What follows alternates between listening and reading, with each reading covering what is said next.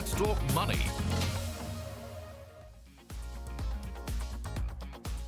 Hello and welcome to a brand new edition of Let's Talk Money. I'm your host, Surabhi Upadhyay. Have you ever felt as if you are running on a financial treadmill of sorts? By that I mean you work hard to earn adequate income, but then your expenses also keep shooting higher and higher, burning your finances. I call this the earn and burn syndrome. Yes, I've coined it myself. There's no such official term. But it's something that many in urban India seem to be feeling as of now. And that's exactly what we're addressing on the show today. How do we exit this syndrome and how do we move to a path that creates real assets and lasting wealth? Well, joining me to talk about this are two experts, two women who've watched the financial landscape, personal, financial planning landscape for a long, long time. I have Priti, Rathi, Gupta, founder of Lxme, right here with me in the studios, and Mrin Agarwal, who's a well-known financial educator. Ladies, thanks so much for joining in. So I want to get your first opening thoughts on whether you think this is a problem that affects only a very few, maybe young, or is this something that you come across a lot as well when you speak to, your catchment area, your clients and your circles? Priti, let's open with you. Absolutely. First of all, love the topic, the earn and burn syndrome, because that's what we see all around. And just like we were talking, Surabhi, I think the realization also that I'm earning and burning happens after a few years you've got into earning your money, right? Yeah. Because the first few years are normally spent in saying, okay, I've got money in my hands. How do I make the best of it? Yeah. The world doesn't make it easier because every morning you open Instagram and it's pushing something towards you, right? Yeah. And you are impulsive at that moment, right? Yeah. It's only when you get into your late 20s, early 30s that you realize, oh, now this is catching up. I can no longer keep pace with my spends. So absolutely. First of all, I think this topic by itself needs to be something that we teach in schools or have household, conversations on. Because the day you start earning is the day you start your journey towards your, what I call your financial map. Yeah. Right? Yeah. That's the starting point where you say, okay, these are my financial goals, and therefore these are my money maps. Yeah. It's only when you know a destination that you know exactly how to get there.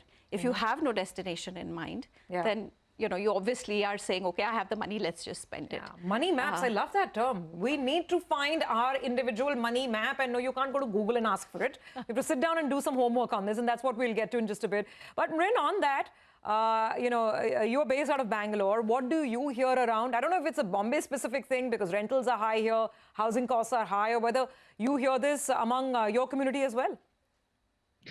Absolutely, Surabhi. And I think this is playing out in the numbers as well that we are seeing on household savings, right? Where household savings as a percent GDP is at its lowest, whereas the liabilities are just moving, household debt is moving up and up and up. So yes, very, very common for people to be saving less than 10% of their income. In fact, I see a lot of early wage access companies, which are also coming up, and, good amount of demand from people to actually take a loan against their wages. So, this is where the situation is that there is absolutely very, very little focus on savings at this point in time. Imagine us saying that. And I'm not saying that, the experts are saying that, and we were such a savings-driven economy, but so much has perhaps changed in the last 2 decades or so. Okay, let's kickstart this with a question that one of our younger viewers sent in to us.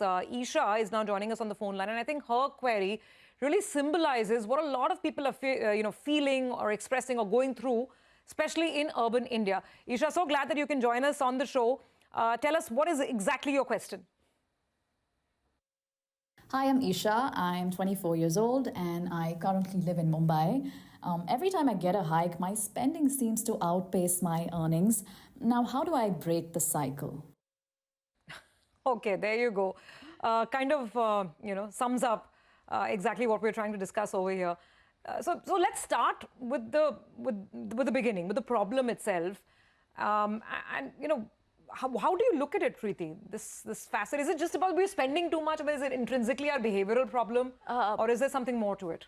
I think, like I said, once we start earning, there is a lot of pressure, whether it is the financial world, which is selling us credit cards or saying, buy now, pay later, or just, the access to money or to sort of postpone your spending is just so high, right? Which is why people feel that, okay, this is the great time for me to buy this. This is a great time for me to spend here. So your lifestyle takes over more pragmatic goals. And I think to Isha's query, the best way to do this is really sit down. It takes you about half an hour to say, okay, these are my financial goals. This is what I want to do. You're 24, you may want to study more, you may want to start your own business, you may, irrespective, whatever, right? But there are 2 or 3 important financial goals, which are your emergency fund, start creating it, build your safety nets, because those are very important. I think one of the things that a lot of people don't do, and actually which can dent your savings and investments, could be not having the right insurance. Look at tax breaks efficiently, because you're starting earning. Ask the right questions, when you're renting, for example. We spoke about how costly it is to rent a house in Bombay. Can you actually look at how paying a rent could actually be, it could be used to save tax for you. So look at all of that, and most importantly, start working on your retirement. And I think once you have, sometimes when we don't have a financial goal, I tell young women that, if you saved 5,000 rupees every month for 40 years, you would actually have 7-8 crores by the time you retire, right? Sometimes just having that big number and then saying, how do I work towards it, right? So I think financial goals, financial mapping, and then budgeting very effectively. Once you know the destination, it'll encourage you to budget, right? Then you say, okay, I know that I have to save. There is a golden rule of budgeting, which is proven that if you follow that, you will get to where you want to go, right? Which is at least put aside 20%. Of your earnings when you begin, especially at Isha's age, to start putting aside 20% as your savings and investment, and do it before spending. What most of us do is we spend, and then we say, okay, whatever's left behind, maybe I'll think of saving, right? And that also rarely happens at this age. So, I've automized, and I really suggest this, that instead of making it a chore, automize your saving and investment process by just mandating your bank that 20% of all my earnings that come in will go into an investment instrument. And then you sort of are able to spend with less guilt, because you know that my savings have already gone. That's an interesting idea, just automate it. So whatever hits your bank, or if you're a salaried person, whatever hits your bank on the 1st or the 2nd of the month, 20% just goes out. Maybe in a different, maybe in an investment product or a savings account or whatever, something else. It's just not there for you to spend. That could be an interesting aspect. What you've mentioned, Priti, is very interesting. So you're saying at least 20% of your income must go towards savings and investment. Actually, we have a query from another viewer on precisely this. Let me take that up and we'll ask Mrin about it as well. This is Bala. And he wrote into us on Instagram. You can, of course, reach out to us, to me specifically, or you can any of our channel handles as well on Instagram with your question. He's saying, what is the best method or rule to ensure savings? So we've just heard from Priti. She's given her basic rule of thumb, at least 20%. Mrin, come in on this. I think this is a bare basic beginning. I have to divide between how much I can spend and how much I need to invest or save. What's your math or formula to this? So I think the first thing is to always remember that savings is always the foundation of your financial life. And unless you have a good amount of savings, you really cannot think of having a good financial life. So I think first is that realization that savings is really, really important, and it is not one of those old-fashioned things that used to happen in the past. Now, I have always propagated the 30-30-40 rule, which is 30% of your take-home going towards expenses, 30% going towards EMI. So that is like a maximum of 30% going for expenses, a maximum of 30% of take-home going towards loan repayments, and try to save 40% of your take-home. I know trying to save 40% of the take-home is a big ask, given just large expenses like rent alone. But I think, start with the 20-25% and have that goal, right? So I also truly believe that it's always important to think beyond, what you're doing today, and really look at the larger picture and think big. And the only way that you can fire or, have financial freedom it starts with actually having a good amount of savings. So while you can start with a 20-25%, your ultimate goal needs to be about 30 to 40% going towards savings. Now, on the discretionary expenses, because you see, we do see a large amount of the spending going towards non-essential expenses, which are not essential expenses, right? So I think, within the whole expenses gamut, have a percentage that you're going to keep aside for non-essential expenses, which is your fun expenses. It could be 10% of your take home. It really depends. But, somewhere it's like your physical health, right? So if you know that you have to remain fit, then there are a set of things that you need to do. As much as you would like to, have your fun, but you know that you have to have it in limits. So it's the same thing with money. Have these basic numbers in mind, saying maybe 10% going towards fun expenses, 20% for essential expenses, 30% for low payments, and then the rest of it for saving. Mrin, I think the question is, I think you raise a great point, at least thematically having a division in our heads of what is essential, what is non-essential. Though people will ask these days, right? I want a new sneaker. Is that essential, non-essential? I want to upgrade to a better gym. Is that essential or non-essential? So I think these lines, Priti, especially, and that's what we're grappling with, right? They're really blurring in terms of what is essential, what do I deserve? I deserve this, I should upgrade to, whatever, a better bag or something like that. That's why we get really confused. No, I think first of all, let me lay it out that financial planning or planning for your future doesn't have to be boring, right? It doesn't have to be a drab conversation. You have to have fun with yourself doing it, right? And one of the things that we do is that apart from automizing, saying just automate it. Yeah. So you've put aside money for your savings. Yeah. Make sure that those savings are going into inflation-beating instruments, Yeah. Growth instruments, because you are young. This money definitely needs to grow. You don't want to save and then realize, oh my God, I lost. Anyways, that money is depreciated, right? Yeah. So I think that is the first thing. Second, I also believe this conversation between needs and wants. There's a very difficult line, and all of us are guilty, right? Yeah. So therefore, having broadly a budgeting tool, right? Let's automate that also. There are a lot of budgeting tools that are available. Use that to say, okay, these are my limits. Yeah. Right? Yeah. And then once in a while, it's okay to allow yourself those limits. But I think a tool will highlight to you how many times you've, stepped over that budget. Yeah. And I think one of the things that people should do, which I feel we don't do enough, is have these money conversations. Because why do you need a new pair of sneakers? Why do you need a new handbag? Yeah. Is because that's what you're talking about. Yeah. Right? I mean, I sit with my friends, we're talking about, okay, where do we go for a holiday, or what is the bag that you buy? Yeah. Way don't we have conversations around saying, what are you doing with your investments? Yeah, how much have you saved? So have those conversations. I think make it more fun. Gamify it for yourself. Compete with yourself every month. Yeah. Have I saved a little bit more? And the second thing, I think, again, to our viewer Isha's question, is that every time your salary or your package gets upgraded, the first thing to do is to upgrade your investment. We upgrade a lifestyle first. Yeah, but we upgrade our lifestyle first, right? Now I've got more money to spend. Yeah. So instead of that 20%, I think, how can you upgrade that? How can you increase that percentage? Investment part of it. I think take care of that piece first. So then you don't feel guilty about living your life in the today. I think it's a great way to go about it, that the way you can strike that balance is just think investments first and then think fun and spends and all of that. I'm completely with you ladies on it. So what we'll do is after the break, we pivot this conversation to the investment side and the question, the toss between taking a loan to fund an expense versus saving for it, investing for it, and then funding that expense. How do you get the right balance? We'll discuss this after the break.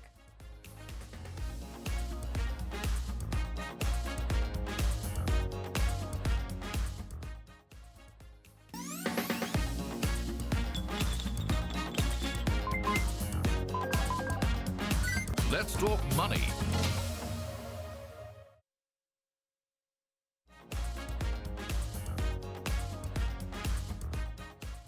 Welcome back. You're with us on Let's Talk Money. And this week we are talking about how to escape this earn and burn syndrome, which affects all of us living in urban India. How do we break beyond forever chasing rising expenses and move to real long-term wealth creation?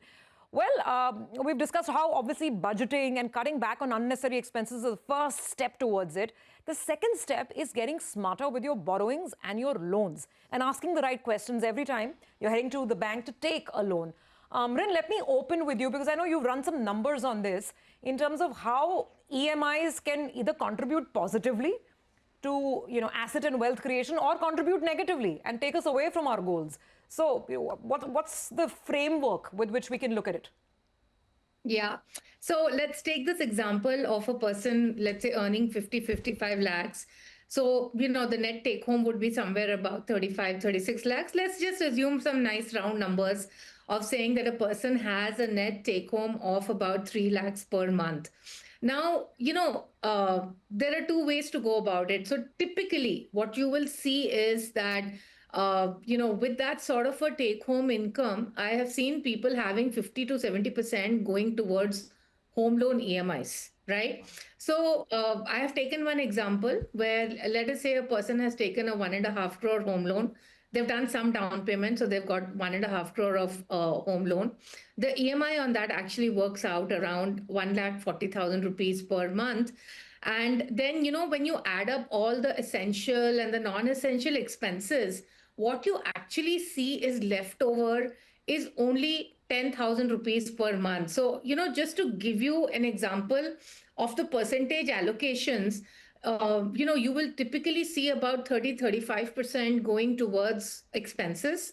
You have about 50%, which is going towards the EMIs. And then you have about 17-18% that you're saving for other large expenses like vacation, right? So end of the day, what is typically happening is that you're left with 3% of money that's going towards expenses. I'm sorry, towards investment. And towards investments. And what is happening over here in this case is like when you look 20 years down the line, right, the interest that you've actually paid is far outstripping the interest that you're earning on your investments. And at the end of 20 years, and of course, you will have salary increases and stuff like that. But what happens is that when you have the salary increase, again, a very large portion goes towards, again, luxury expenses. And of course, you upgrade your lifestyle and everything, right? So end of the day, with this very large allocation to loans, you're actually ending in a negative territory. Now, the same thing, where I said live within your means, and let's say you try to follow the 30-30-40 that we are talking about, so just to give you an example, like, with this 3 lakh stake and with 10,000 rupees going into investments, at the end of 20 years, you're ending up negative 1.5 crores. Of course, you have the house, the asset in your name, you're probably living in it, right? On the other hand, if you actually had 30% going towards investments and taking into account the home loan, you would actually end up with 17.5 crores at the end of 20 years, right? So that difference of having that 30% going towards investments. It's all a toss of the coin. I mean, really what you want to do. And, we're running out of time, but Priti, weigh in on this. This choice of how much a loan to take, should you take it for an asset only like a home? Should you take it for other expenses? Say you want to fund a holiday. You get loans for everything in the market today. Sure. Again, a loan can be your friend. It can also be your worst enemy. What is your approach to taking on borrowings? Absolutely. I think loan is a double-edged sword. Yeah. You've got to use it. In fact, you can use it very wisely for your financial planning, right? I think, first of all, you have to ensure, like I said, when you budget, you say, okay, maybe 15% to 20% of my earnings will go into EMIs. Once you put a cap there, I think it helps you understand affordability, right? Now, when I say affordability, it also means what is the right time to buy a home, right? And what is the home that I can afford? For example, I do choose at 27 to buy a home. Can I afford a home in like the, in Worli, or should I buy it slightly further away? And what does that do to my finances? I have a very classic example of a couple who actually moved from renting in Parel to, Kharghar. They bought a home because the pressure to buy a home was so large, and it was a little early in their career. Now, what they landed up doing is taking an EMI, which put a pressure on their lifestyle. They started living very far away, so their travel expenses, commute, all of that increased. So I think first put a cap. Take loans only. There are good loans and bad loans. The good loans means typically where you are paying interest lower than what your money otherwise would earn you in a fixed deposit, for example, right? So a home loan, a car loan. But does that mean, when do I buy a home? When do I buy a car? Is when I can keep that EMI within, 10 to 15% of my outflow. That will help you make a decision on what kind of loan, for what do I take it. When it comes to, I think, loans for holidays, there's a new category, loans for weddings, right? I think all of these, to me, is what we bucket under the not so good loans. These are typically loans that are not going to increase, your productivity or your asset, etc. So therefore, think very, very deeply when you take these loans. Again, if they are between your 10 to 15%, you can still consider it. But holiday, wands, bag, consumer products, wedding lehenga, all of these, save, plan for it. I think you'll enjoy it a lot more. And that's the right way to sort of look at credit and loans. You want the glow to last. You don't want it to fade with the thought of, oh my God, I have to pay all these EMIs. Well, I tell young women that, you'll buy a lehenga, but, you'll be paying EMIs, and this day and this age, you don't even know whether the wedding will last, but your EMI will last. Be very, very careful about Absolutely, absolutely. Okay, ladies, this is a fantastic one. Just very quickly, last 10 seconds left. So, Mrin, let's recap the rules and those percentages which help us budget better and live within our means. Go on. Yeah, so 30, 30, 40, which is 30% going towards expenses, 30% going towards EMIs, and 40% going towards savings. And I think, as long as we are very clear that we are kind of doing this on, a regular basis, I think, it should be good. Of course, automating investments goes a big way in ensuring that the money is not spent on anything else. And I think this whole question of, should I buy a sneaker or should I upgrade? I think as long as it fits between, in these numbers, I think it's okay to do 40. God, that's it. 30, 30, 40 is Mrin's rule. Priti is a little more lenient. She's saying, okay, at least 20% should be investment, if not 40. Final advice, Priti, from you. So I think that's where it is. First, draw out your financial maps, right? I think keep that, because sometimes it always helps to have that larger goal in mind when you're saving. Otherwise, saving can become very daunting, and it can be something you deprioritize. So keep that. To me, I think keep it easier. Begin with 20%, automating the rest of the money. You decide how you want to spend it, as long as you keep your EMI bucket between the 10 to 15%, right? And of course, as your career grows, upgrade that 20% to maybe 25, 30, because your liabilities will grow, your expenses will grow, and it'll be very easy to move money from the savings bucket to the spend bucket. So I would want people to keep it really simple and not make it too complicated. Just say, okay, every time I begin with 20, every time I earn more, I upgrade my investing, and I keep my EMI bucket to 10 to 15%. Yes, in places like Mumbai, or when you're buying a house, it could go up to as much as 30%, but that should be your cap and not beyond. Not more than 30%. Got it. Very, very helpful rules. I think we all need to keep this math at the back of our heads as we go about planning our investment savings and, of course, our spends. Ladies, thanks very much. Very, very enlightening conversation. And viewers, we'd love to know your feedback, what you think about it, and whether you're willing to follow some of these rules. So keep writing into us. And of course, we'll see you same time, same place, with another financial conversation next week.